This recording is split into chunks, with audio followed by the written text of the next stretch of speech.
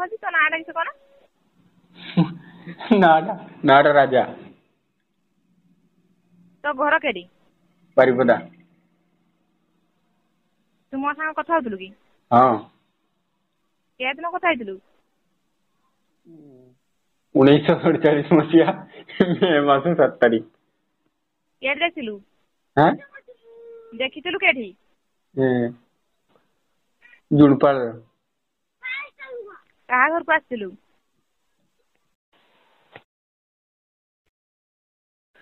ତମ ଘରକୁ। ଆମ ଘରେ ଆସିକି କରୁଥିଲୁ କି ତ? ମାଲପିଟେ।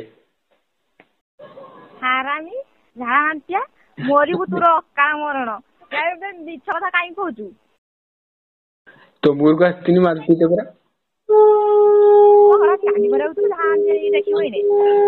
ନାଲୋ ତମକୁ ଭଲ ପାଇବୁ। ଆସିଥିଲୁ ବୋଧେ ଶୋଇଥିଲୁ କଣ ନା? ହଁ ଶୋଇନି ଆହୁରି ବହୁତ କାମ ହେଇଛି ତମ ପାଇଁ।